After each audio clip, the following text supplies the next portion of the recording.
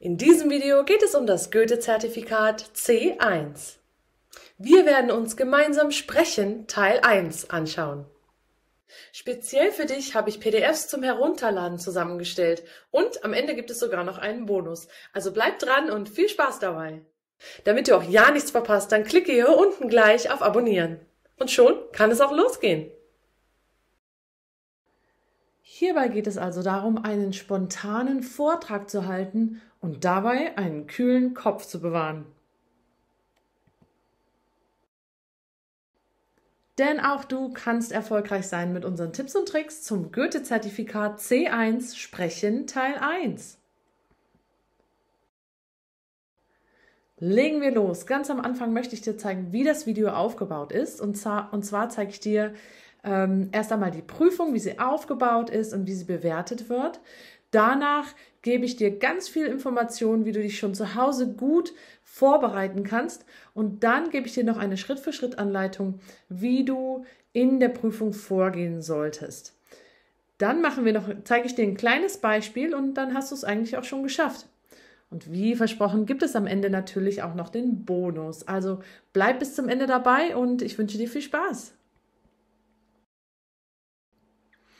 Legen wir los. Wir schauen uns also erstmal die Prüfung an. Es geht also hier ums Goethe-Zertifikat C1 Sprechen Teil 1. Und wenn du das noch nicht gesehen hast, dann fragst du dich vielleicht, was wird denn hier überhaupt getestet? Und zwar sollst du hier einen Vortrag halten, einen Mini-Vortrag, der dauert nicht zu lange. Du bekommst dazu eine Aufgabenstellung und 5 Inhaltspunkte, die in diesem Vortrag sein sollten. Und dafür hast du 3 bis 4 Minuten Zeit. Du hast eine Vorbereitungszeit von 15 Minuten. Die 15 Minuten beziehen sich aber auch auf Sprechen Teil 2. Also das musst du dir dann gut aufteilen und das solltest du auf jeden Fall zu Hause mal durchüben, damit du siehst, wie viel Zeit du ungefähr für was brauchst. Jetzt sind wir aber erstmal bei Sprechen Teil 1 und da gibt es nämlich bei der Bewertung zweierlei Kriterien, und zwar gibt es einmal die prüfungsinternen Kriterien und diesen GER, den gemeinsamen europäischen Referenzrahmen. Die prüfungsinternen Kriterien, die basieren auf diesem Referenzrahmen, den du dir gerne mal im Internet einfach durchlesen kannst. Der sagt dir ganz genau, was du als C1-Kandidat alles so wissen und können musst. Und der sagt dir auch speziell, also im Allgemeinen kannst du das nachlesen und dann auch nochmal speziell für die ganzen Gebiete wie Hören und so weiter. Da gibt es dann auch Sprechen und da steht genau drin, was du alles können solltest. Und damit du dir einen Modelltest auch herunterladen kannst, solltest du hier unten unter dem Video auf den Link klicken, weil da kannst du dir einen Modelltest und noch einen Übungstest herunterladen als PDF. Wir schauen uns jetzt mal in Sachen Bewertung diese prüfungsinternen Kriterien an. Und zwar hat der Prüfer ja eine bestimmte Methodik, wie er dich bewertet. Und hier siehst du das. Es gibt also, wie du siehst, an der Seite Kriterien, die du erfüllen musst und da werden dir dann dementsprechend Punkte gegeben. Zum Beispiel ist das erste Kriterium die Erfüllung der Aufgabenstellung. Und das wird nochmal unterteilt in Produktion und Interaktion. Produktion heißt das, was du halt sagst, ja, ob die inhaltlich angemessen ist und ob das ausführlich genug war. Und Interaktion ist die Gesprächsfähigkeit halt auch mit anderen Menschen, mit anderen Leuten, wie du da interaktiv bist. Beim Teil 1 kommt die Interaktion nicht so mit rein, weil du ja einen Vortrag hältst. Das ist dann eher für Dialoge und so weiter. Aber auf jeden Fall ist dieses erste Kriterium auch da, dass du natürlich produzierst, ja, wie du die Aufgabenstellung erfüllst. Genau. Und im zweiten Kriterium geht es dann um die Kohärenz und die Flüssigkeit. Da gucken sie auf die Verknüpfungen, das Sprachtempo, deine Sprachflüssigkeit. Ja, das zeige ich dir gleich auch nochmal, wie du dich darauf gut vorbereiten kannst. Und das wird dann auch dementsprechend bewertet. Diese Aufstellung, die findest du auch in der PDF, wenn du dir den Modelltest herunterlädst, ganz am Ende. Da siehst du das auch nochmal. Das ist nämlich direkt vom Goethe-Institut, diese Bewertungstabelle. Das dritte Kriterium ist der Ausdruck. Da geht es darum, was dein Wortschatz zum Beispiel, ja, Wortwahl heißt, du weißt genau, welche Wörter, welche Begriffe du in welchem Moment benutzen musst. Ja, und deswegen gehört der Wortschatz da halt auch mit rein. Die Umschreibungen, wie du dich einfach ausdrückst, wenn du gute Redemittel benutzen kannst zum Beispiel, ja. Und dass du einfach die richtigen Wörter findest für das, was du sagen möchtest. Genau. Dann Nummer 4 ist die Korrektheit. Da wird natürlich dann auch geguckt, ob du grammatikalisch alles richtig machst in deinem Satz, Morphologie und Syntax. Und beim 5. dann sind wir bei der Aussprache und Intonation. Da geht es auch nochmal darum, genau, wie du sprichst, ja, dein Akzent, die Satzmelodie. Das haben wir gleich auch nochmal in der Vorbereitung, dass du da nicht zu monoton klingst zum Beispiel, ja, oder genau. Ja, das sind die Kriterien. Du kannst sie dir in Ruhe nochmal anschauen und wir machen jetzt erstmal weiter. Eine Sache möchte ich dir noch mit auf den Weg geben. Und zwar gibt es hier bei Home Studies Online-Unterricht komplett flexibel auf dich zugeschnitten. Was auch immer du brauchst. Einen kompletten C1-Kurs, einen Kurs zum Goethe-Zertifikat C1, damit du die Prüfung auch gut bestehen kannst. Such es dir aus. Melde dich gleich an, klick hier auf den Link und schon kann es losgehen. Danke für deine kurze Aufmerksamkeit. Wir machen direkt weiter mit unserem Video. Ein großer Teil dieses Videos ist die Vorbereitung. Wenn du andere Videos von mir gesehen hast, da ist oft die Vorbereitung etwas klein und wir gucken uns dann Schritt für Schritt genau in der Prüfung an, wie du da vorgehen solltest. Hier kann ich dir nicht so viele Schritte geben, weil es ja ein Vortrag ist, aber die Vorbereitung ist hier ganz sehr wichtig. Legen wir los. Als allererstes Vorwissen und Wortschatz erweitern. Das hörst du von mir jedes Mal und ich werde es dir auch immer noch mal sagen, weil es einfach so sehr wichtig ist für deine weitere Entwicklung. Und zwar ist, wenn du deinen Wortschatz erweiterst, erweiterst du automatisch dein Wissen und vice versa. Also genau andersrum, ja. Wenn du dein Wissen erweiterst, erweiterst du auch deinen Wortschatz. Das gehört einfach zusammen und das ist einfach wichtig für alle Gebiete der Prüfung und nicht nur der Prüfung, sondern genauso gut im Alltag und im Beruf. Und deswegen rate ich dir immer wieder, lies die Nachrichten oder schau die Nachrichten, lies die Zeitung, es gibt ja auch Magazine und so weiter, die man sich speziell auf Themen kaufen kann und die durchlesen kann. Dann gibt es Dokumentationen, die man schauen kann. In Sachen Hören zum Beispiel kann man auch Hörbücher anhören, Podcasts und so weiter. Es gibt so viele Möglichkeiten, auch einfach mal eine Fernsehserie gucken, ja, das hilft natürlich auch. Alles, was du irgendwie mit Deutsch verbinden kannst, ist einfach eine super Vorbereitung. Und dann solltest du aber darauf achten, dass du auch mal aktuelle Themen dir anschaust oder anhörst und dann auch Themen, die vielleicht schwieriger für dich sind oder vielleicht auch total uninteressant. Weil gerade diese Themen, da kennst du dich vielleicht nicht so gut aus und das heißt auch gleichzeitig, dass du da einfach weniger Wissen hast und somit auch weniger Wortschatz. Und wenn dann in der Prüfung so etwas drankommt, das ist natürlich dann doof. Also ich nehme immer als Beispiel zum Beispiel Elektroautos oder erneuerbare Energien. Da bin ich jetzt nicht so der Profi drin und da habe ich jetzt nicht so ein gutes Wissen. Und deswegen würde ich genau da in diesem Bereich mir Wissen aneignen und somit dann auch ein paar Begriffe mehr kennen, als ich jetzt zum Beispiel im Moment kenne. Und damit fühle ich mich dann auch einfach besser vorbereitet. Und wenn dann sowas drankommt, das ist ja ein großes Thema jetzt auch gerade, ja, oder allgemein ist es ein großes Thema, dann bist du auch gut vorbereitet für solche Sachen. Und dann sollst du dir diese Wörter, Begriffe, die du da hörst, die du vielleicht noch nicht kennst und so weiter, die schreibst du dir einfach mal auf. Und dann sollst du die aber nicht einfach auswendig lernen, weil das hast du morgen wahrscheinlich schon wieder vergessen, sondern die sollst du in den Alltag integrieren. Das heißt, du sollst sie benutzen.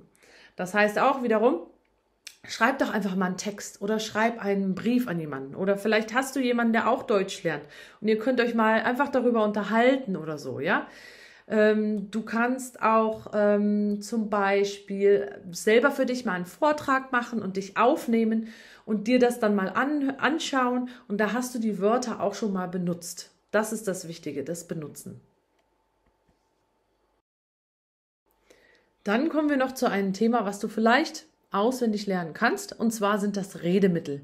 Die solltest du vielleicht, du kannst dir ein paar raussuchen und die einfach auswendig lernen, wenn du möchtest. Du kannst die natürlich auch einfach mal benutzen, indem du vielleicht einen Text schreibst und die benutzt und somit vielleicht auch besser auswendig lernen kannst und benutzen kannst einfach, ja, dann auch in der Prüfung. Auf jeden Fall helfen dir Redemittel, deinen Vortrag zu gliedern. Sie leiten zum Beispiel deine Sätze ein. Sie helfen dir, wenn du zwischen den Themen eine Überleitung finden musst.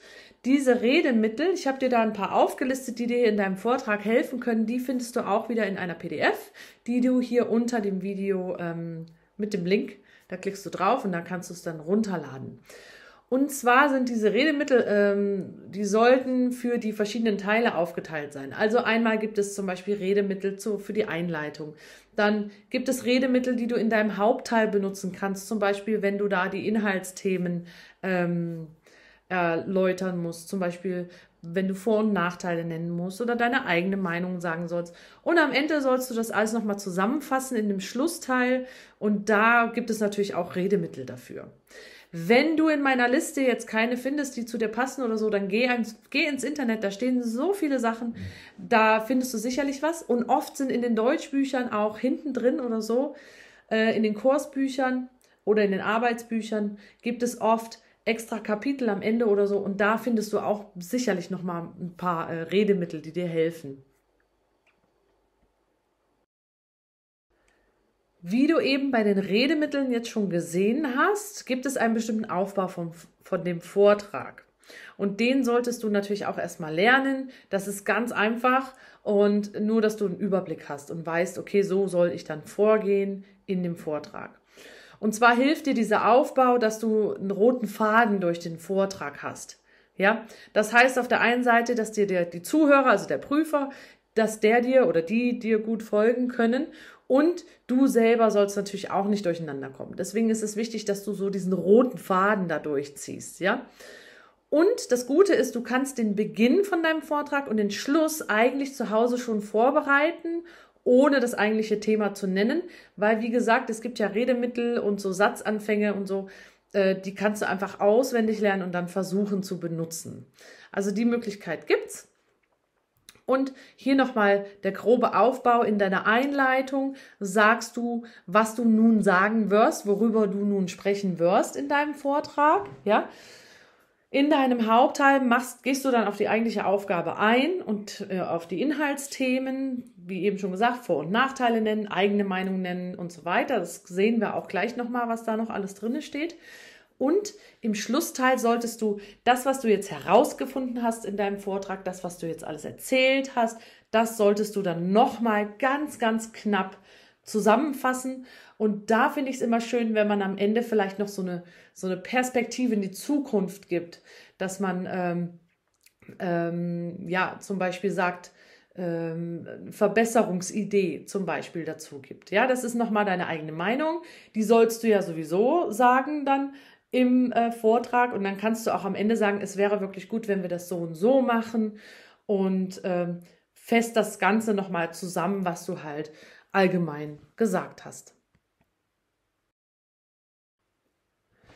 So, als nächstes solltest du den Vortrag zu Hause natürlich auch mal durchüben. Und da gibt es einen Haufen Regeln, an die man sich halten sollte. Das hört sich jetzt schwierig an, es ist auch viel Information, aber eigentlich hat das jeder in sich drin. Ja, also du übst das einmal durch, so einen Vortrag, nimm dich am besten mit einer Kamera auf und dann schaust du dich mal an und dann siehst du das, was ich dir jetzt erzähle, dann siehst du, dass du das entweder schon gut kannst oder dass du hier und da noch ein bisschen was verändern musst. Aber du musst das jetzt nicht alles auswendig lernen. Normalerweise kann man das schon so ein bisschen. Ja, ich will dir es trotzdem erzählen. Also, zum Beispiel, lass dein Blatt Papier doch bitte auf dem Tisch liegen. Du hast jetzt deine Notizen hier gemacht und so, hast vielleicht noch einen Stift daneben liegen. Lass dein Blatt Papier auf dem Tisch liegen und spiele nicht damit. Ja, falls du den Vortrag im Stehen geben solltest, was ich nicht glaube, aber verstecke dann nie dein Gesicht. Das Blatt könnte auch wackeln, wenn du vielleicht zitterst oder so. Deswegen solltest du das Blatt auch falten und es auf Bauchhöhe halten. Im Normalfall sitzt du aber an einem Tisch. So ist es, glaube ich, immer. Und deswegen lass das Papier einfach liegen, spiel nicht damit rum und genau. Dann versuche frei zu sprechen. Das heißt, wenn du das Blatt Papier schon nicht mehr in der Hand hast, dann kannst du schon viel freier sprechen. Dann kannst du auch deine Hände ein bisschen benutzen und so. Du kannst dann ab und zu auf das Blatt schauen, das sollst du natürlich auch, dafür ist es ja da, aber du sollst nicht ablesen und du sollst deine Gesprächspartner anschauen. Dafür gibt es nämlich auch Punkte. Ja, wenn du jetzt nur abliest, dann ist es ja kein Vortrag mehr, dann ist es ein Vorlesen und somit kriegst du dann auch Punkteabzug. Außerdem, du sollst natürlich auch irgendwie einen selbstbewussten Eindruck machen. Und das hilft, wenn du den Leuten in die Augen schaust. Ja, das ist auch super. Und versuche auch mal deine Stimme etwas zu bewegen. Das hatten wir eben in den Bewertungskriterien mit drin. Dass dein Vortrag sollte nicht zu monoton klingen, weil das kann schnell langweilig werden. Und die Zuhörer verlieren einfach die Lust am Hören und es hört sich unnatürlich an. Deswegen, so wie ich ja auch. Ich gehe immer mal hoch in meiner Stimme, ich gehe auch mal runter. Ja, also versuch so normal wie möglich zu sprechen. Das ist natürlich schwierig in einem Vortrag. Das verstehe ich auch, besonders du bist aufgeregt und so. Aber versuch einfach ein bisschen, dass sich das alles so natürlich anhört, ja, dass die Stimme sich ein bisschen bewegt. Dann geht es auch ganz schnell, wenn man aufgeregt ist, dass man viel zu schnell spricht. Oder einem fallen die Ideen nicht so schnell ein, was man sagen möchte, dann spricht man vielleicht zu langsam. Und da kann es natürlich sein, dass die Zuhörer dann das Interesse verlieren und vielleicht kriegst du auch Punkteabzug dadurch. Weil zum Beispiel, wenn du viel zu schnell sprichst, machst du auch schneller Fehler. Die Sache ist ja, du sollst natürlich auch grammatikalisch richtig sprechen. Du sollst auch nicht stottern. Das sind ja auch Sachen, die da mit in die Bewertung reingehen. Wenn du aber zu langsam sprichst, kann es auch wieder passieren, dass dein Vortrag nicht mehr flüssig genug ist. Das war ja auch eine Bewertung. Also, finde einen guten Redefluss für dich selber, der zu dir passt. Sei nicht zu eilig, ja, weil dann stolperst du im Sprechen. Sei auch nicht zu langsam, weil dann kann es wieder zu stockig werden und es ist nicht mehr flüssig. Versuche einfach so natürlich wie möglich zu sprechen. Versuche deinen Ideenfluss flüssig wiederzugeben und dann klappt das schon. Also übe das einfach mal, schau dich mal an mit einer Kamera und dann wirst du schon sehen, was ich meine. Als nächstes gibt es natürlich auch noch die Mimik und die Gestik. Das heißt, deine Hände sollten zum Beispiel sichtbar sein. Stecke die nicht in die Hosentasche oder sowas oder versteck sie unterm Tisch oder so. Und nimm deine Hände mit in die Argumentation hinein. Das heißt, wie eben schon gesagt, spiel nicht mit deinem Blatt Papier oder deinem Stift, sondern nimm deine Hände, um deine Ideen auch ansichtlich zu machen, visuell darzustellen, sozusagen. Ja, du unterstützt mit deinen Handbewegungen natürlich auch das, was du sagst. Ja, das heißt natürlich auch nicht, dass du hier umherfuchteln sollst, weil du total nervös bist und an deinen Haaren spielst und sowas. Da machst du die anderen Leute auch total nervös, besonders den anderen, der ja auch noch in der Prüfung mit drinne sitzt. Und das macht auch dein Auftreten und deinen Vortrag weniger seriös. Aber versteck die Hände auch nicht. Also es gibt immer so ein Mittelmaß zu allem und das solltest du versuchen zu halten. Das ist eigentlich das, wenn du ganz natürlich mit jemandem sprichst, wie mit deiner Freundin oder deinem Freund oder so, dann bewegst du deine Hände ja auch. Du versteckst sie nicht unterm Tisch oder so. Und du hast einen natürlichen Redefluss und den solltest du halt möglichst jetzt auch in dem Vortrag behalten. Dann gibt es noch eine Sache und zwar den Lückenfüller oder oder so. Also, zunächst ist es gut, wenn du dir einige Redemittel schon mal anschaust und dir vielleicht welche aussuchst, die zu dir passen und die dir auch wieder schnell einfach einfallen, die dir gefallen, genau, die du nicht so schnell vergisst. Und dann kannst du in den Sprechpausen, wo du nicht genau weiter weißt, anstatt zu sagen, kannst du zum Beispiel außerdem sagen. Also du hast dann schon mal die Redemittel im Kopf, das ist schon mal gut, die können dir auch helfen. Und dann kannst du dir zum Beispiel merken, anstatt oder so, kannst du außerdem, weiterhin und sowas sagen, ja. Und dann sollst du diesen Lückenfüller aber möglichst vermeiden. Wenn du jetzt in der Prüfung sitzt und merkst, oh Gott, ich habe schon so viele Male gesagt. Dann bleib ganz ruhig. Das passiert, das ist ganz normal, das passiert jedem. Aber deswegen, wie gesagt, nimm dich doch zu Hause mal auf und dann siehst du, wie oft du das sagst. Gerade in einer anderen Sprache, die du gerade lernst, passiert das ganz oft. Und man sollte ein bisschen aufpassen, das nicht zu machen, weil dann wirkt der Vortrag wieder stockend und es kann sein, dass du vielleicht einen Punktabzug bekommst oder einen halben oder so. Genau. Also erinnere dich während des Vortrags auch ein bisschen dran, aber werde nicht verrückt deswegen, ja. Das soll jetzt nicht ein Problem auf einmal sein.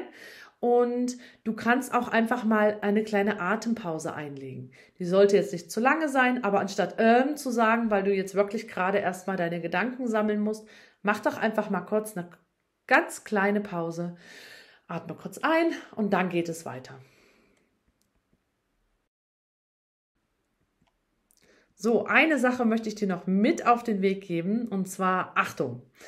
Also, um den Vortrag zu üben, diese ganze Mimik, Gestik etc., da gehört natürlich auch dazu, dass du ordentliche Notizen hast, und zwar übersichtliche Notizen.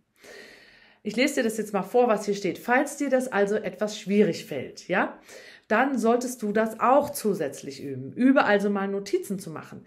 Zum Beispiel ein Mindmap ist eine super Möglichkeit, Ideen miteinander zu verbinden, aber auch gleichzeitig die Struktur oder Aufbau des Vortrags zu bewahren. Übe das, wenn du für den Wortschatz übst, indem du dir ein paar Themen anhörst, anschaust oder liest und dir dann dazu Notizen machst, die du dann gleich für einen Übungsvortrag benutzen kannst. Und dabei achtest du dann noch auf die Tipps, die ich dir eben gegeben habe, zur Mimik und Gestik und so weiter und nimmst dich mit deiner Kamera auf und schaust dir das später dann nochmal an. Und dann kannst du da schauen, welche Fehler du beheben solltest und du reflektierst einfach nochmal über diesen Vortrag und dann voilà, du hast eine perfekte Prüfungsvorbereitung. Damit du die mündliche Prüfung auch erfolgreich meistern kannst, gibt es hier bei Home Studies auch einen Goethe-Konversationskurs von B2 und C1. Melde dich gleich dafür an und dann steht dir nichts mehr im Weg, das Goethe-Zertifikat C1 auch super zu meistern. So, du hast dich jetzt hoffentlich gut vorbereitet. Jetzt gebe ich dir noch kurz und knapp eine Schritt-für-Schritt-Anleitung. Also, wir sind jetzt immer noch im Goethe-Zertifikat C1 Sprechen Teil 1, die mündliche Prüfung. Und hier sind die Schritte, wie du vorgehen solltest. Als allererstes guckst du dir dein Aufgabenblatt an und liest es ordentlich durch, detailliert alles durchlesen. Und dabei kannst du dir auch noch Schlüsselwörter unterstreichen. Danach machst du dir Notizen und dann hältst du auch schon deinen Vortrag. Diese Schritt-für-Schritt-Anleitung nochmal genau erklärt findest du auch in einer PDF zum Herunterladen unter diesem Video in dem Link. Los geht's. Also, du hast jetzt dein Aufgabenblatt vor dir. Los geht's. Du musst das Aufgabenblatt zunächst einmal durchlesen. Das machst du in der Vorbereitungszeit. Die ist insgesamt 15 Minuten, also für Teil 1 und Teil 2. Und jetzt solltest du wirklich versuchen, alles zu verstehen. Falls du etwas nicht verstehst oder du ein Wort nicht kennst, dann einfach nicht verzweifeln, ganz cool bleiben. Vielleicht fällt es dir noch ein, aber da solltest du jetzt auf keinen Fall irgendwie stecken bleiben, sondern versuch einfach weiterzumachen. Schaue dir dann die Inhaltspunkte dazu an und das sind die folgenden. Als erstes solltest du dich kurz zum Thema äußern und dieses erklären. Dann sollst du die Situation in deinem Heimatland dazu erklären, dann Argumente dafür, Argumente dagegen und dann noch deine persönliche Meinung. Und das bezieht sich dann alles auf dieses Thema. Diese Inhaltspunkte können auch ein bisschen anders sein. Als erstes kann es auch sein, dass sie nach einem Beispiel fragen oder so oder deine Erfahrung. Aber an sich sind diese 5 Punkte eigentlich immer die gleichen. Im zweiten Schritt sollst du die Schlüsselwörter unterstreichen. Das kannst du am besten noch während dem ersten Schritt machen. Das machst du gleichzeitig, während du liest, weil dann sparst du natürlich einen Haufen Zeit. Dabei solltest du wirklich nur wichtige Begriffe unterstreichen. Das hilft dir einfach dabei, einen Überblick zu behalten und du kannst nachher auch schneller arbeiten. Also nur wichtige Begriffe unterstreichen, nicht zu viel. Es reicht manchmal 1 oder 2 Worte, mehr nicht. Und ja, das war es dann auch schon für den zweiten Schritt. Im nächsten Schritt sind wir dann bei unserem, ja, eigentlich dem Hauptteil. Und zwar, dieser Schritt ist fast so wichtig wie dein Vortrag selbst, deine Notizen. Und zwar ist es hier ein bisschen schwierig, spontan zu sein, außer du bist halt wirklich ein guter Sprecher. Dann weißt du das auch, dass du jetzt nicht so viel hier Notizen machen brauchst und so. Das ist natürlich super. Aber die meisten Leute sind halt nicht so gut darin, jetzt einen Vortrag zu halten. Deswegen wird es schwierig, jetzt hier zu sagen, ich mache jetzt hier spontan einen Vortrag. Im Titel habe ich gesagt, spontaner Vortrag. Und zwar weißt du ja nicht, worum es geht. Aber jetzt in der Prüfung hast du das Thema vor dir und jetzt solltest du die Zeit nutzen, um dich vorzubereiten für den Vortrag und zwar mit deinen Notizen. Also gliederst du jetzt deine Ideen in deinen Notizen. Und die Notizen sollten jetzt nicht zu viel sein oder zu lang, denn deine Zeit ist knapp. Du hast 15 Minuten Vorbereitungszeit, das ist jetzt nicht so viel, besonders weil du ja Teil 2 auch noch machen sollst. Du kannst also jetzt nicht so viel Zeit hier aufwenden. Und die Notizen solltest du wie deinen Vortrag gliedern. Und dabei solltest du möglichst nicht vom Thema abkommen oder durcheinander kommen. Deswegen, wenn du die Notizen so gliederst, ja, und bleibst beim Thema und so, dann wird das nämlich in deinem Vortrag auch so sein, dass du nicht vom Thema abschweifst oder dass du durcheinander kommst, weil du einfach gute Notizen hast, ja. Und hier kannst du auch nochmal den Aufbau vom Vortrag dir anschauen. Das hatten wir eben in der Vorbereitung. So sollten dann auch die Notizen gegliedert sein. Und da gibt es ganz viele Möglichkeiten. Du kannst Stichpunkte machen, du kannst eine Tabelle machen, du kannst Mindmaps machen. Aber du siehst, das Smiley ist hinter Mindmaps. Ich bin immer für Mindmaps, weil die geben dir eine schöne, gegliederte Übersicht. Und deine Notizen sollten dann außerdem noch leserlich sein, damit du nicht in deinem Vortrag ja, auf einmal stocken musst, weil du dein Wort nicht lesen kannst. Leserlich und knapp sollten sie sein. Nicht zu lange, damit du frei sprechen kannst.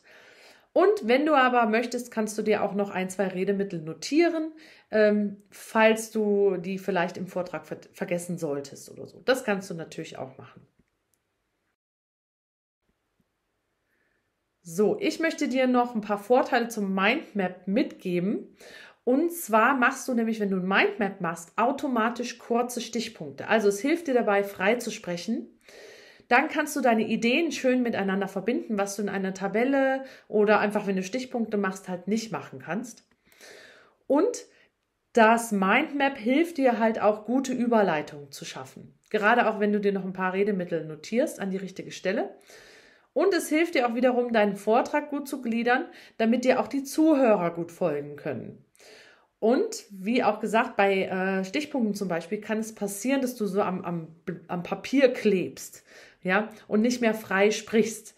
Genau, wenn du hier so eine Liste hast von Stichpunkten, dann wird das schwierig. Und wenn du dann mal hochguckst und wieder runterguckst, kann es sein, dass du auf einmal deinen Stichpunkt nicht mehr findest. Und dann musst du erst mal gucken, wo du eben warst. Und mit dem Mindmap hast du das halt nicht. Du sprichst viel freier.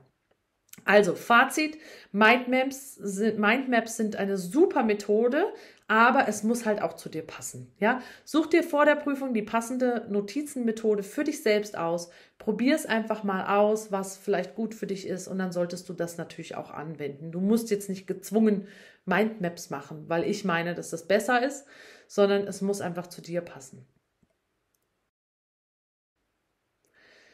Im nächsten Schritt ist es dann soweit und du hältst deinen Vortrag. Und hier hängt es jetzt, wie gesagt, auch von deinen Notizen ein bisschen ab und du solltest dich halt auch an diese Regeln halten, dass du schön flüssig sprichst und so weiter, ne? Und deine Einleitung solltest du jetzt nicht vergessen. Du hast jetzt 3 bis 4 Minuten Zeit. Das hört sich sehr kurz an, ist es aber gar nicht. Weil wenn du dann erstmal anfängst zu sprechen, die Zeit, das, was du notiert hast, ist auch schnell vorbei und dann denkst du, oh Gott, ich habe ja noch eine Minute Zeit. Und das ist dann natürlich schlecht. Also, halte deine Argumentation nicht zu kurz, hab lieber ein bisschen mehr Infos auch in deinen Notizen parat, damit du da vielleicht was weglassen kannst. Aber du solltest natürlich trotzdem immer deine Inhaltspunkte auch einfließen lassen. Jetzt gibt es noch ein kurzes Beispiel, was wir zusammen machen und ja, dann hast du es auch schon geschafft. So, wie du hier oben in der Ecke siehst, das sind unsere Schritte. Wir sind jetzt im ersten Schritt, das Aufgabenblatt durchlesen. Und das geht eigentlich sehr rasch, weil es steht ja nicht wirklich viel da. Und zwar lesen wir das mal gemeinsam. Immer mehr Menschen kommunizieren per E-Mail miteinander. Welche Vor- und welche Nachteile sehen Sie darin im Vergleich zu der normalen Briefpost? Halten Sie einen kurzen Vortrag, ca. 3 bis 4 Minuten, und Sie können sich an folgenden Punkten orientieren. Hier steht jetzt, Sie können. Das heißt, du musst eigentlich nicht, aber ich würde dir raten, einfach diese 5 Punkte zu nehmen und dann bist du auf der sicheren Seite. Also, Beispiele für E-Mail, eigene Erfahrung, Bedeutung von E-Mail in Ihrem eigenen Land, Argumente, die für diese Art der Kommunikation sprechen, Argumente, die gegen diese Art der Kommunikation sprechen und Ihre persönliche Ansicht in dieser Sache. Im zweiten Schritt sollen wir ja auch noch die Schlüsselwörter unterstreichen. Das hätte ich jetzt während dem Vorlesen machen können. Ich zeige dir jetzt einfach mal, welche Wörter ich hier unterstrichen hätte. Und zwar kommunizieren per E-Mail, den Vergleich zu der normalen Briefpost. Ja, Vergleich Briefpost wäre hier wichtig. Und dann hier unten einfach Beispiele nennen, die Bedeutung im eigenen Land, dann die Argumente für, gegen und die eigene Meinung, die persönliche Ansicht. Und etwas unterstreichen ist ja eigentlich nie falsch, von daher würde ich das einfach während dem Durchlesen mir die wichtigsten Sachen unterstreichen und dann hast du die auch gut im Blick. Im nächsten Schritt sollen wir uns ja Notizen machen. Da gibt es kein richtig oder falsch. Ich habe dir jetzt einfach mal so ein Mindmap gemacht. Informationstechnisch steht jetzt hier nicht viel da. Das müsste eigentlich dann noch mehr sein. Man kann das ja noch breiter fächern, ja. Du kannst ja noch weiter hinausgehen und noch mehr so Blasen machen und so weiter. Aber so ungefähr könnte das aussehen. Und genau, wenn du diese Notizen haben möchtest, kannst du die dir als PDF auch herunterladen wieder. Also wie du siehst, ich habe es eingeteilt. Ich habe in der Mitte mein Thema, E-Mail versus Brief. Und dann habe ich das eingeteilt in Einleitung, Hauptteil und Schluss. Und in dem Hauptteil habe ich meine 5 Punkte mit eingebracht. Und den letzten Punkt, also ich würde dann halt von oben nach unten so rundherum lesen. Beispiele, Kontra, Pro, Türkei wäre jetzt in dem Sinne vielleicht mein Heimatland. Und der letzte Punkt ist dann die Meinung und die kann ich dann gut mit dem Schluss verbinden, wo ich dann vielleicht sagen kann, man sollte Traditionen am Leben erhalten und einen schönen Brief schreiben. Das ist was Persönliches und was Tolles und so. Genau, also genau, das wäre jetzt ein Beispiel. Wie gesagt, da könnte noch ein bisschen mehr dabei stehen, aber ja, das wäre ein Mindmap-Beispiel für die Notizen. Im nächsten Schritt solltest du dann einen Vortrag halten. Das mache ich jetzt hier nicht, sondern ich höre jetzt hiermit auf mit der Schritt-für-Schritt-Anleitung. Und ich wünsche dir schon mal herzlichen Glückwunsch. Du hast auf jeden Fall das Video jetzt schon mal geschafft. Dann solltest du auch noch die Vorbereitung zu Hause auch schaffen. Und dann gibt es eigentlich keine Probleme mehr, dass du in die Prüfung gehst und da zumindest in Teil 1 dann auch erfolgreich schaffst. Und ganz am Ende, wie ich ja versprochen habe, hier ist der Bonus. Schicke uns doch mal deine Ideen zum Vortrag. Das können Notizen sein, das kann auch ein kleiner Text sein oder so. Wie würdest du deinen Vortrag gestalten? Was würdest du dazu sagen zu diesem Thema? Und wenn du das jetzt unter dieses Video in die Kommentare reinschreibst, dann bekommen die ersten 5 Kommentare sogar eine kostenlose persönliche Korrektur. Und unter all diesen Teilnehmern verlosen wir auch noch 3 Online-Lektionen. Also es lohnt sich mitzumachen. Ich hoffe, das Video hat dir gefallen. Dann würden wir uns super freuen, wenn du uns einen Like gibst. In diesem Video geht es um das Goethe-Zertifikat C1. Und zwar werden wir uns Sprechen Teil 2 gemeinsam anschauen. Hier musst du nun fair und aktiv diskutieren, denn über Geschmack lässt sich bekanntlich streiten. Dennoch, du kannst erfolgreich sein mit unseren Tipps und Tricks zum Goethe-Zertifikat C1 Sprechen Teil 2. Und schon kann es auch losgehen. Ich zeige dir als allererstes mal, wie das Video aufgebaut ist. Ganz am Anfang schauen wir uns die mündliche Prüfung allgemein an, wie sie aufgebaut ist und wie sie bewertet wird. Und danach zeige ich dir, wie du dich zu Hause schon gut vorbereiten kannst, damit du in der Diskussion zum Meister wirst. Dann gibt es noch eine Schritt-für-Schritt-Anleitung, wie du in der Prüfung vorgehen solltest. Danach noch ein paar Tipps, wie du gekonnt diskutieren kannst, und dann hast du es auch schon geschafft. Und wie versprochen gibt es ganz am Ende natürlich auch noch unsere Bonusübung. Also bleib bis zum Ende dabei und viel Spaß! Wir schauen uns also nun Goethe-Zertifikat C1, die mündliche Prüfung, Sprechen Teil 2 genauer an. Los geht's!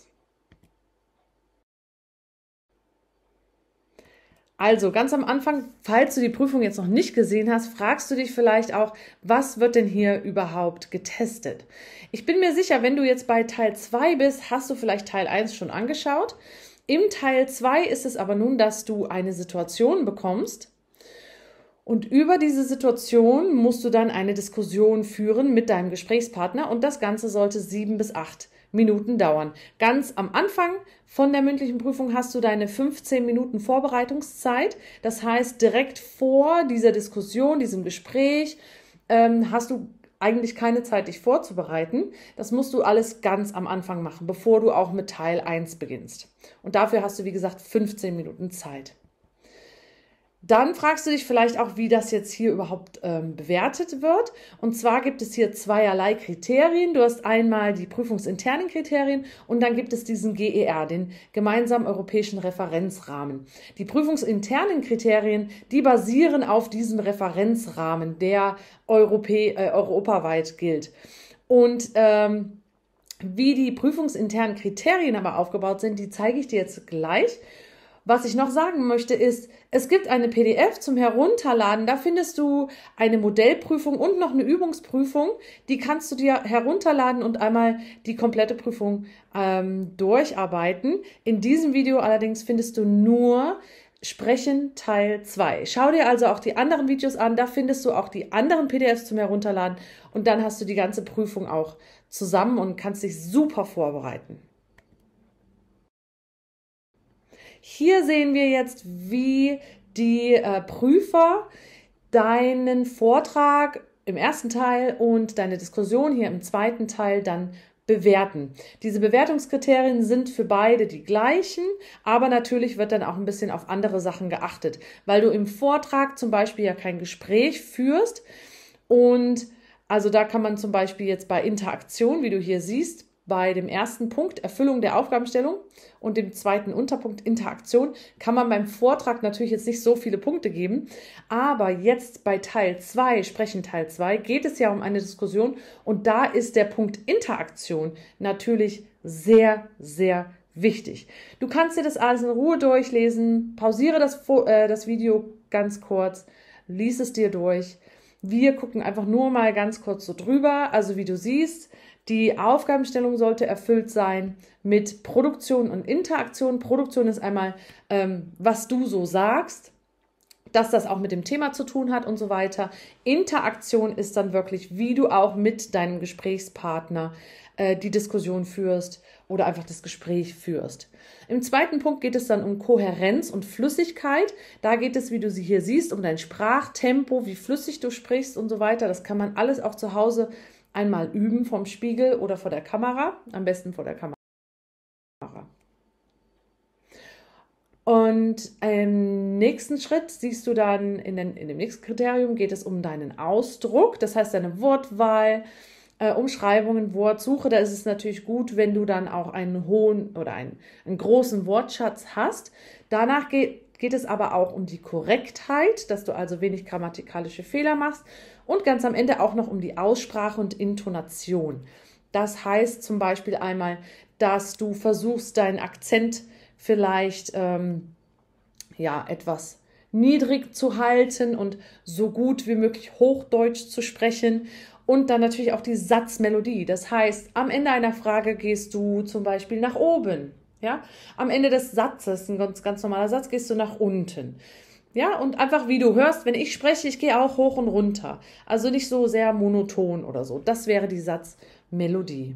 Und wenn du auf diese Sachen achtest, dann ja, kann eigentlich nichts schiefgehen.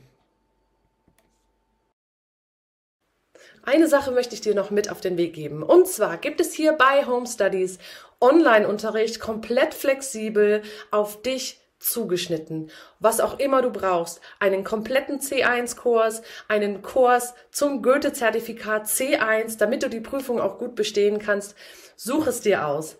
Melde dich gleich an, klick hier auf den Link und schon kann es losgehen. Danke für deine kurze Aufmerksamkeit. Wir machen direkt weiter mit unserem Video. Wie wir bekanntlich wissen, macht Übung den Meister. Und deswegen möchte ich dir jetzt ein paar Tipps mitgeben, wie du schon zu Hause dich sehr gut vorbereiten kannst. Um dir die Meinungsfindung und Vorbereitung auf die Diskussion zu erleichtern, hilft es im Voraus, etwas zu üben. Denn das kritische Denken ist wirklich essentiell für eine Diskussion oder ein Gespräch. Und zwar kannst du das so machen, indem du dir ein Blatt Papier nimmst und dir irgendein Thema aussuchst. Das schreibst du dann in die Mitte des Blattes. Und nun überlegst du dir, welche Gesichtspunkte es dazu geben könnte. Okay, und dann versuche auch mal, dich in die andere Person hineinzuversetzen und mögliche Meinungen, die sie vertreten könnten.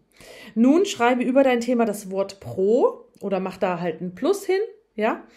Und dann kannst du unten drunter auch noch ein Minus machen oder du schreibst da Kontra hin und dann überlegst du dir einmal, was da Pro und Kontra sein könnte zu diesem Thema. Und somit erstellst du dir ein Mindmap mit deinen Ideen, die dir zu diesem Thema einfach in den Kopf kommen. Dabei gibt es auch kein richtig oder falsch. Es kann also auch sein, dass du Ideen verknüpfen musst zum Beispiel und deswegen sind Mindmaps wirklich eine gute Möglichkeit, Vor- und Nachteile zu finden und dir eine eigene Meinung gezielt dadurch bilden zu können oder sie zumindest zu unterstützen.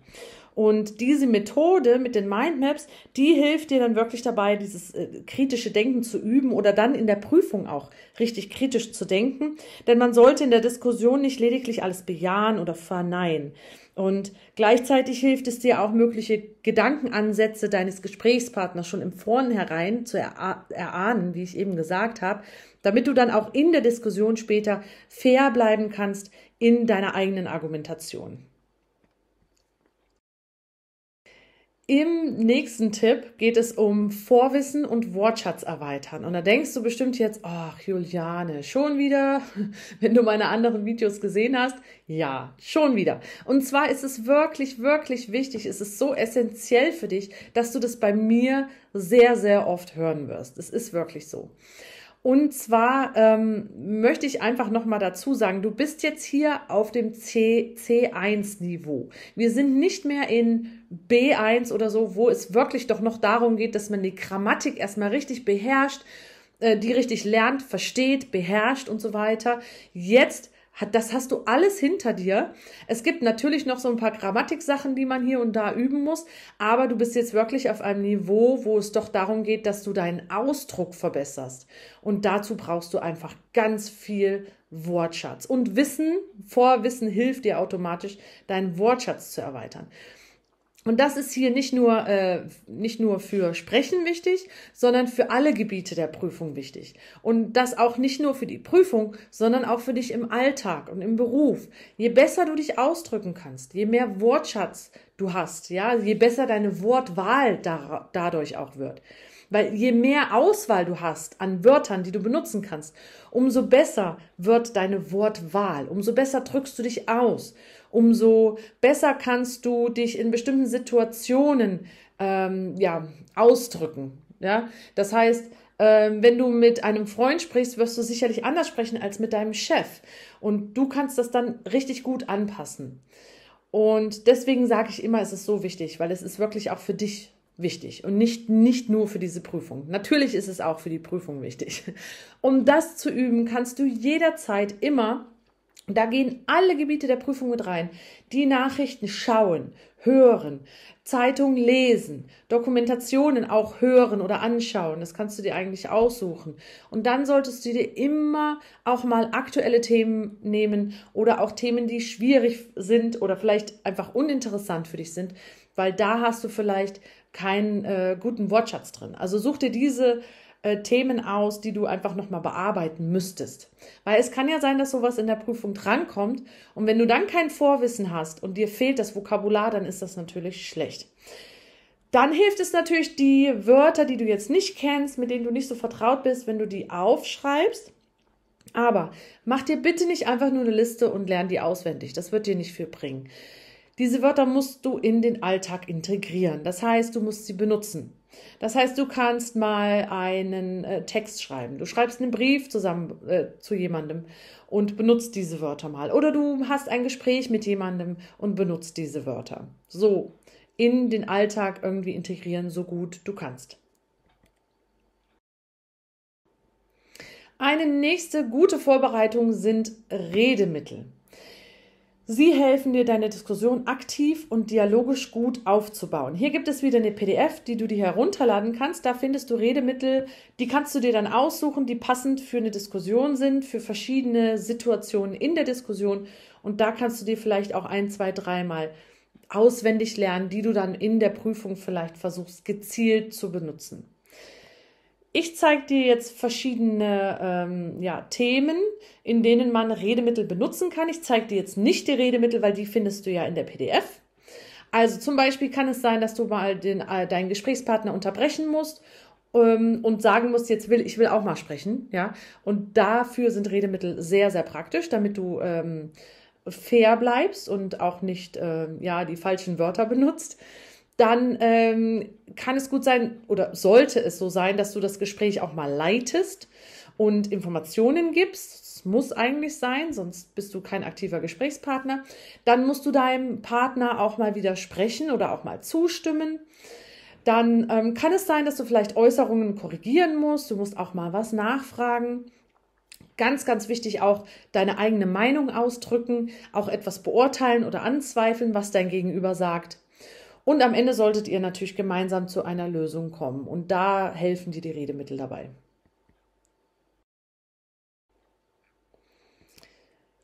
Im nächsten Schritt ist es wichtig, dass du das Vortragen einfach mal übst und dabei auch bestimmte Regeln beachtest. Und das kannst du machen, indem du diese Prüfungssituation mit dieser Diskussion, diesem Gespräch einfach mal simulierst zu Hause und dich dabei mit einer Kamera aufnimmst. Vor dem Spiegel kann man auch machen, aber mit der Kamera ist natürlich besser, weil du dich danach auch nochmal anschauen kannst. Und mach einfach mal die ganze Prüfungssituation so durch, wie es auch in der Prüfung wäre. Also simuliere es, das heißt Simulation. Eigentlich genau das Gleiche machen wie in der Prüfung. Mach dir die Vorbereitungszeit für Sprechen Teil 2, ja, wäre die Vorbereitungszeit jetzt mal 8 Minuten. Wir haben 15 Minuten insgesamt, aber da gehört der Teil 1 ja auch dazu. Deswegen gebe ich dir hier jetzt mal 8 Minuten, sagen wir. Und dann machst du die Notizen zu dem Thema. Und dann spielst du mal verschiedene Situationen durch.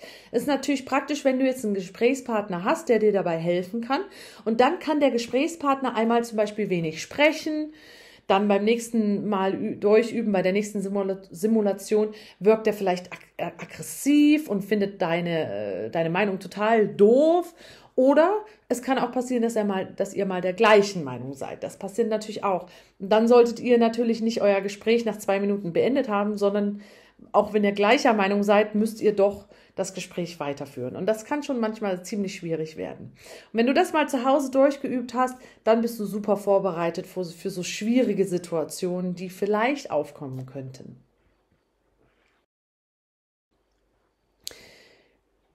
Außerdem, was ich dir noch sagen möchte, ist, dass die Grammatik hier wirklich nicht das Wichtigste ist. Sie wird bewertet, ist aber jetzt nicht, ja, du solltest dich da jetzt nicht drauf versteifen. Wichtiger ist, dass du ein aktives, freies Gespräch führen kannst, ja? Und deswegen auch sprech frei. Das heißt, hast du gute Notizen, kannst du frei sprechen. Je mehr auf deinem Notizenblatt steht, je längere Sätze und so weiter, dann kannst du nicht mehr frei sprechen. Und das behindert dann auch deinen Redefluss. Ja, du solltest einen geeigneten Redefluss für dich selber finden, mit so wenig wie möglich Lückenfüllern wie oder oder so. und der sollte schön frei sein. Das musst du einfach für dich selber finden, diesen Redefluss. Und dann solltest du auch eine passende Geschwindigkeit finden. Sprich nicht zu schnell, sprich nicht zu langsam. Auch Lautstärke, sprich nicht zu laut, sprich nicht zu leise.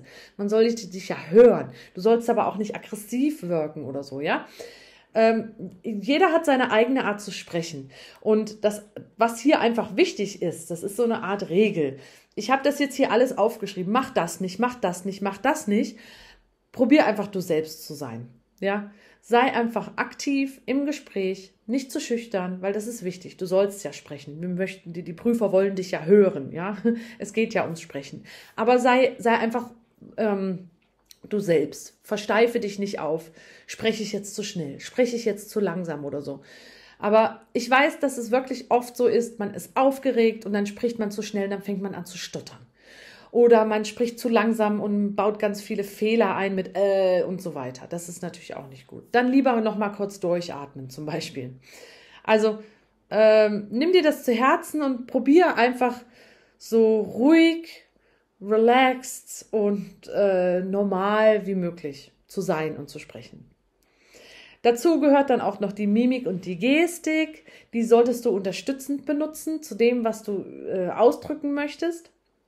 Und da solltest du auch wieder vermeiden, dich zu nervös zu bewegen oder so. Da passiert das oft, das passiert mir auch, dass man dann mit dem Stift spielt oder mit dem Blatt und so. Und da machst du den anderen nervös und machst dich auch selber nervös. Also das solltest du möglichst vermeiden. Wenn du mitkriegst in der Prüfung, dass du mit dem Stift spielst, dann leg ihn hin und erinnere dich dran, ganz cool bleiben, alles ist gut, du schaffst das, du brauchst jetzt nicht hier mit dem Stift spielen, ja? Konzentriere dich auf das Gespräch. Nun geht es los mit der Schritt-für-Schritt-Anleitung zum Goethe-Zertifikat C1 Sprechen Teil 2. Legen wir los. Das sind die Schritte, wie du sie hier siehst. Ganz am Anfang solltest du dir natürlich das Aufgabenblatt gut durchlesen, die Situation aussuchen, Notizen machen und dann geht es auch schon los mit Diskutieren. Also, als ersten Schritt solltest du dein Aufgabenblatt gut durchlesen und das machst du detailliert. Gegebenenfalls kannst du dir Schlüsselwörter unterstreichen, wenn du das möchtest. Da hast du dann auch die wichtigsten Informationen im Blick. Und auf jeden Fall solltest du dir alle Situationen durchlesen und überlegen, welche für dich am logischsten und einfachsten erscheinen. Im nächsten Schritt suchst du dir dann eine Situation aus. Du musst dich also jetzt entscheiden. Denke mal darüber nach, was mögliche Vor- und Nachteile sein könnten. Und damit, mit diesem Gedanken kannst du dich dann auch schon auf die Argumentation des Gesprächspartners vorbereiten und überlegen, was der vielleicht sagen könnte. Und noch so ein kleines Ass im Ärmel, das ist so eine Idee von mir. Und zwar such dir doch einfach mal noch eine zweite oder vielleicht eine dritte mögliche Situation aus, wo du sagst, das ist was, die interessiert mich auch. Da überlege ich jetzt noch mal ganz kurz drüber nach, weil es könnte natürlich sein, dass dein Gesprächspartner diese Situation auswählt. Und wenn du dann schon mal einfach mal 20 Sekunden, 30 Sekunden mal ein bisschen drüber nachgedacht hast, was da so Vor- und Nachteile wären, dann bist du schon gut vorbereitet, wenn dein Gesprächspartner diese Situation wählt. Und dann hast du schon mal ein paar Ideen und bist nicht wie ins kalte Wasser geworfen dann im Gespräch, sondern hast schon ein paar Ideen, die du vielleicht deinem Gesprächspartner gegenüber ausdrücken kannst. Im nächsten Schritt sollst du dir dann Notizen machen und da solltest du wirklich sicherstellen, dass du eine gute Argumentation hast. Es müssen also logische Schlussfolgerungen sein und nicht einfach Ideen kreuz und quer, denen man sehr schlecht folgen kann. Und das solltest du dann auch so darstellen, dass natürlich dein Gegenüber deinen Schlussfolgerungen, deinen Argumentationen gut folgen kann. Und dafür solltest du dein Vorwissen nutzen, deinen Wortschatz natürlich und deine Redemittel. Du brauchst also diesen roten Faden in deiner Argumentation und nicht einfach nur sagen, das ist so und so, sondern warum ist das so? Warum bin ich der Meinung? Ja, und das musst du alles gut erklären können und das muss logisch sein. Und das musst du in den Notizen auch schon sehen können. Deine Notizen sollten diese Argumentation, die du dann machen willst, widerspiegeln. Du sollst die jetzt natürlich nicht 1:1 aufschreiben, ja, was du genau sagen möchtest, aber zumindest ein paar Worte, damit du dann, wenn du sprechen musst mit deinem Gegenüber, dass du dann diesen roten Faden auch im Sprechen behältst. Weil ich weiß, wie das ist. Man hat diese Argumentation im Kopf, den roten Faden, und dann steht man da und muss das ausdrücken, mündlich sich ausdrücken. Man hat Prüfer, die einen angucken und der Partner noch, und dann vergisst man ein paar Informationen. Für dich klingt das alles noch logisch und für den anderen vielleicht nicht mehr, weil du einfach 1, 2 Sachen vergessen hast. Für dich ist das alles logisch und klar, der andere kann dir nicht mehr folgen. Und deswegen ist es wichtig, dass du das in deinen Notizen siehst und dass das deine Notizen widerspiegeln. Im nächsten Schritt ist es natürlich dann soweit, dass ihr auch noch diskutieren müsst. Und da gibt es auch noch so ein paar Regeln, denn ihr seid ein Team. Und das musst du dir immer wieder im Hinterkopf behalten. Du sollst jetzt im Diskutieren deine Argumentation auch gut einleiten. Da helfen dir, wie gesagt, deine Notizen und die Redemittel, die du dir vielleicht zu Hause auch schon gut angeguckt hast. Und ihr habt jetzt 7 bis 8 Minuten Zeit, euer Gespräch zu führen und gemeinsam eine Lösung zu finden. Und hier musst du dir immer wieder sagen, ihr seid keine Gegner, sondern nur ein Team. Es kann gut sein, dass dein Gegenüber das nicht weiß und dich als Gegner ansieht, aber du musst immer sagen, hey, wir dürfen nicht in Streit ausarten oder so. Wir sind ein Team und wir müssen uns an bestimmte Regeln halten.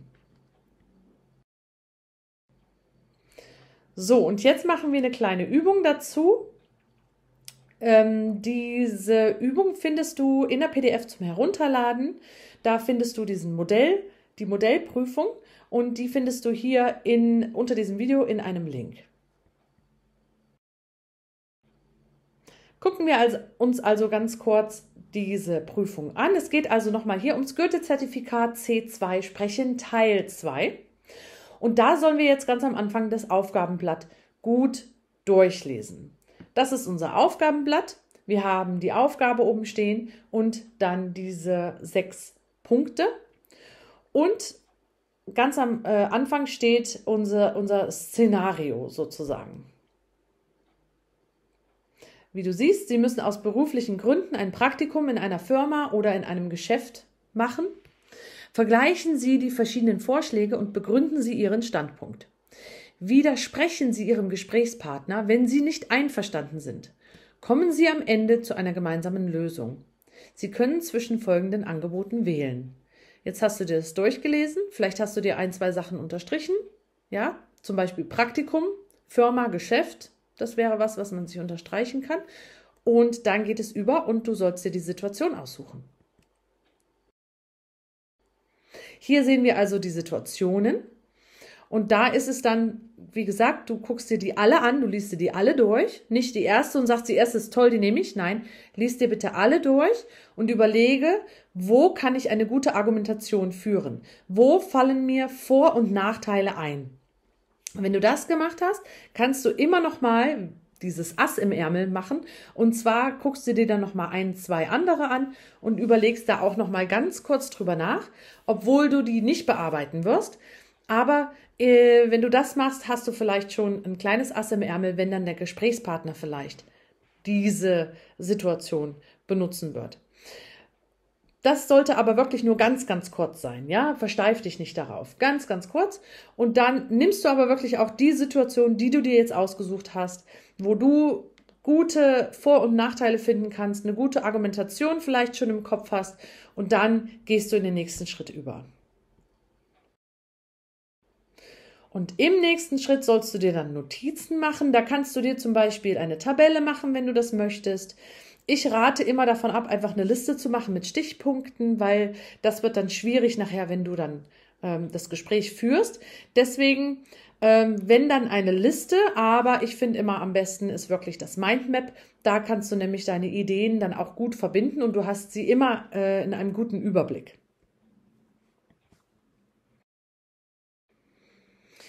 Und dann ist es auch soweit und ihr sollt diskutieren. Und da, wie gesagt, immer im Hinterkopf behalten, ihr seid ein Team.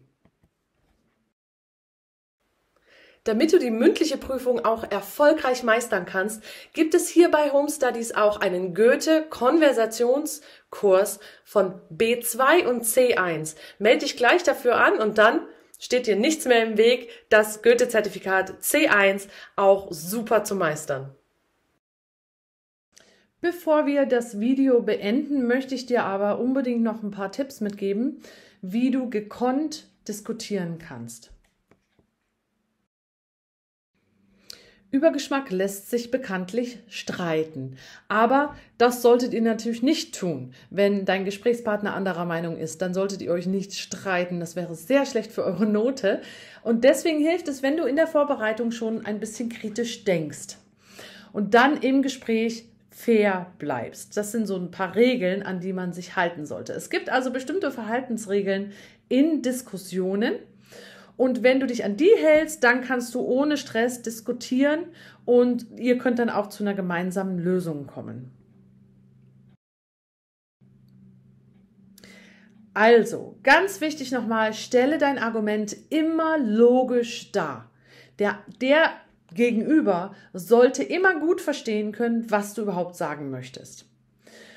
Und wenn du eigene Erfahrungen einbringst, die können dir helfen, deinen Standpunkt zu vertreten.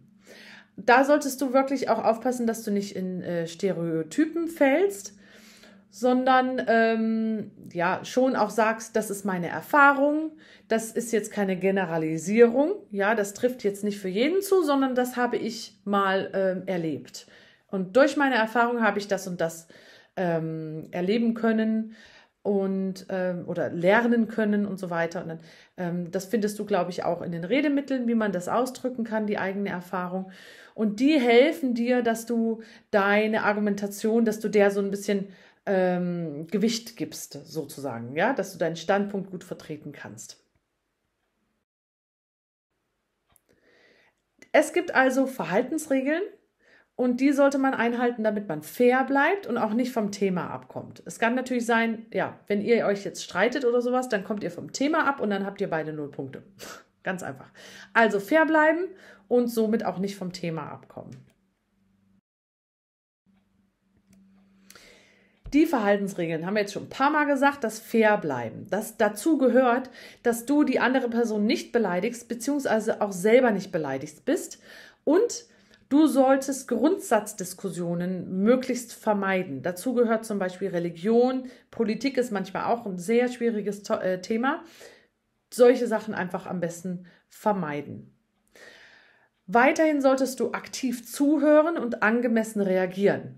Du musst natürlich deinem Gegenüber antworten, ja, und auch eine logische Antwort bringen.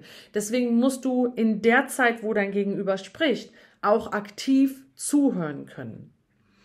Und dann ist es ganz wichtig, dass ihr euch immer ausreden lasst. Ihr sollt euch nicht ins Wort fallen und ihr müsst geduldig sein. Und dann solltet ihr natürlich auch angemessen reagieren, falls er oder sie dich unterbricht. Es kann natürlich sein, dass dein Gegenüber jetzt die ganze Zeit redet und dich gar nicht zu Wort kommen lässt. Dann solltest du ihn unterbrechen, aber höflich dabei sein. Ja, ganz wichtig. Aber dieses Unterbrechen ist auch wieder wichtig. Wenn du das nicht selber machst, dann macht das wahrscheinlich dein Prüfer. Aber wenn du höflich unterbrechen kannst und zeigst, ich will auch mal sprechen, es ist wichtig, dass ich auch meine Meinung sage, dann hast du schon mal einen Pluspunkt bei den Prüfern. Wenn du dich zurückhältst und wartest, dass der Prüfer das macht für dich, damit du auch mal sprechen kannst und bist vielleicht auch noch beleidigt, dann ist das natürlich nicht so toll. Dann ist es weiterhin wichtig, dass du Empathie zeigst. Das heißt, versuche, die anderen zu verstehen. Verdeutliche freundlich, wenn du anderer Meinung bist. Außerdem solltest du immer relevante und nachvollziehbare Argumente benutzen. Also nicht einfach aus dem Himmel gegriffen, sagt man so, irgendwelche Argumentationen herunterholen und die in den Raum werfen. Sondern es muss natürlich mit dem Thema zu tun haben und es muss auch was sein, was du jetzt zum Beispiel, wenn du kontra bist zu der Meinung von deinem Gegenüber, somit unterstützt du dann deine Argumentation mit dieser Idee, die du da jetzt sagst, ja, und nicht irgendwas, was damit überhaupt nichts zu tun hat, weil du nicht weißt, was du sagen sollst. Dann sag am besten gar nichts. Also nochmal ganz, ganz wichtig. Das ist so, dass wirklich der Hauptpunkt in der Diskussion, in der Vorbereitung. Ihr seid ein Team. Merkt ihr das? Und du fragst dich vielleicht, oh je, was mache ich denn, wenn wir die gleiche Meinung haben? Auch kein Problem. Dann macht einfach zusammen, stellt ihr eure Vor- und Nachteile vor und bleibt trotzdem weiterhin aktiv im Gespräch. Denn die wichtigsten Schlagworte für eine erfolgreiche Diskussion sind, und das solltest du dir merken, nochmal, sei fair und aktiv. Denn das Ziel der Diskussion ist, dass ihr eine gemeinsame Lösung findet durch einen aktiven Argumentationsweg. Und da ist Interaktion ganz wichtig, denn das ist ja der Teil der Bewertung, wie du gesehen hast. So, jetzt hast du es auch geschafft und ich hoffe, du kannst nun überzeugend diskutieren und schaffst auch diesen letzten Teil der mündlichen Prüfung.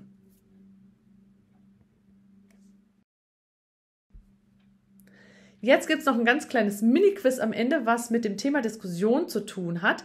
Das gehen wir jetzt auch noch schnell durch. Du kannst jederzeit einfach das Video pausieren und mal selber für dich nachdenken, bevor ich die Antwort sage. Nummer 1. Welche Gesprächssituation sieht wie eine gelungene Diskussion aus und warum? Wir haben 3 Bilder dazu. Ich gebe direkt die Antwort. Und zwar ist es die Diskussion in der Mitte, denn jeder schaut sich an und jeder scheint auf demselben Level zu sein, Niveau zu sein. Im ersten Bild scheint es etwas aggressiv und hitzig zu sein. Im dritten Bild sind alle nur noch gelangweilt und keiner hat Lust, irgendwie mitzumachen. Deswegen Bild in der Mitte wäre eine gelungene Diskussion. Wie kann man erfolgreich eine Diskussion führen? In meiner Vorbereitung ist es sinnlos, mich über verschiedene Themen zu informieren. Ich kenne das Prüfungsthema ja sowieso nicht. Oder in meiner Vorbereitung kann es nützlich sein, Nachrichten zu schauen, um auf dem neuesten Stand zu sein. Richtige Antwort ist die zweite. Wie ich auf meinen Gesprächspartner reagiere, ist sehr wichtig. Wir sind ein Team. Ich sollte mich deswegen an Verhaltensregeln halten. Oder wie ich auf meinen Gesprächspartner reagiere, ist nicht ausschlaggebend, da es in der Prüfung um meine Note geht und nicht seine. Und die richtige Antwort ist natürlich die erste. Notizen können, wenn effizient erstellt, sehr hilfreich sein, besonders in Form von Mindmaps und Tabellen. Oder Notizen sind Zeitverschwendung, da ich nicht weiß, wie sich die Debatte entwickeln wird. Und die erste Antwort ist die richtige Antwort. Was ist keine Verhaltensregel? Fair bleiben, aktiv zuhören und angemessen reagieren oder Redemittel benutzen? C. Redemittel benutzen. Das solltest du natürlich tun, aber es ist keine Verhaltensregel. Sind Redemittel dennoch wichtig in meiner Diskussion und warum? Vielleicht, sie sind nicht immer angebracht und können verwirren. Ja, sie helfen, die Diskussion zu strukturieren und helfen dir, dialogisch das Gespräch zu leiten. Oder? Nein, man kann ohne Struktur einfach erzählen. Darum geht es doch in einer Diskussion. Und die richtige Antwort ist B. Herzlichen Glückwunsch! Du hast es geschafft und nochmal, als Team schafft ihr das auch, denn nicht Sieg sollte der Sinn der Diskussion sein, sondern Gewinn. Denn ihr braucht eine gemeinsame Lösung und ich bin mir sicher, dass ihr das schafft. Und wie versprochen gibt es hier ganz am Ende noch einen Bonus. Und zwar schicke uns doch mal deine Ideen zur Diskussion und schreib die hier unten in die Kommentare rein. Wenn du das machst, dann gibt es noch ein kleines Plus, und zwar die ersten 5 Kommentare, die bekommen eine kostenlose persönliche Korrektur und unter all diesen Teilnehmern verlosen wir sogar noch 3 Online-Lektionen. Also mach mit und viel Spaß! Ich hoffe, das Video hat dir gefallen. Dann würden wir uns super freuen, wenn du uns einen Like gibst. Hast du dir alle Teile des Goethe-Zertifikats C1 schon angeschaut? Super, dann geh doch mal in die Probeprüfung rüber, denn da gibt es noch ein Video, wo wir die ganze Prüfung mal gemeinsam kurz und knapp durchgehen. Das ist eine super Vorbereitung für deine Prüfung und ich hoffe, wir sehen uns in diesem Video dann wieder. Also, bis dann, ciao! Klick doch mal hier, denn hier geht's direkt zum nächsten Video. Möchtest du einen anderen Teil des Goethe-Zertifikats C1 üben? Dann schau dir doch bitte unsere Playlist an, denn da findest du jeden einzelnen Teil des Goethe-Zertifikats C1. Also, such dir was aus. Viel Spaß und wir sehen uns in dem Video dann auch wieder. Bis dann. Ciao.